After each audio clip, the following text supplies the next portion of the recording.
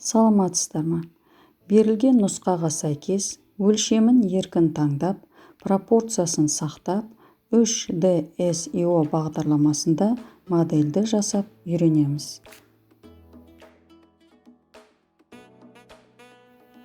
Қосу батырмасын басып, шаршыны шығарып аламыз.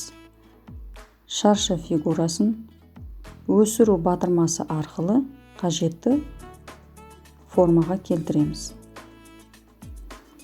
Берілген тетікке ұқсастыра отырып, біз тетікті өзіміз торлаймыз. Пропорциясын торлап болғаннан кейін жасыл түске айналдырамыз және өсіру функциясын өшіреміз. Келесі қосу батырмасын басып, шаршы фигурасын шығарып аламыз.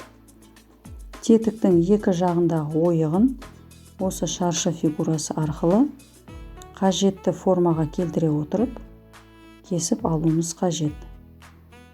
Кішірейту батырмасы арқылы ойық орналасқан жерді дайындап аламыз. Үстінен қарап тексереміз. Турлап алғаннан кейін қайшы батырмасын басып, кесіп алдық. Енді жылжыту батырмасы арқылы тетіктің екінші жағына симметриялы ойық жасаймыз. Үстінен қарап тексеріп аламыз. Қайшы батырмасын басып, одан кейін удалить батырмасын басу арқылы жоямыз. Фигураны жойдық. Тетіктің екі жағында бізде ойық орналасты.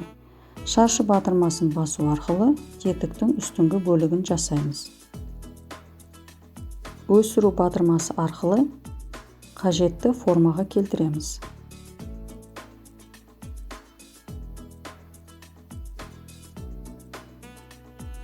Үстінен қараймыз, тексереміз. Өсіру қызыл батырмасы арқылы кішкене жылжытып торлап аламыз. Қажетті форма бізде дайын болды.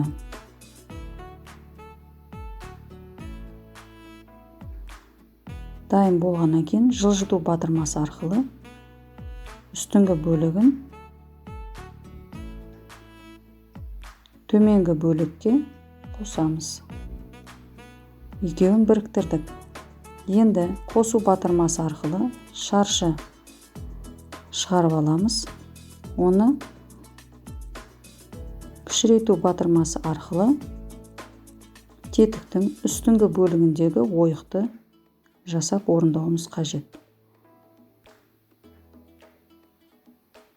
Ойықты орындау үшін біздің фигураның қаншалықты орналасқан үстінен тексереміз. Дұрыс орналасты.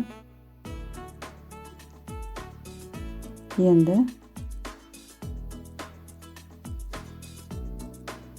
қайшы батырмасын басып, ойықты кесіп аламыз.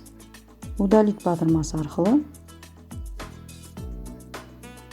кескен фигурамызды өшірдік.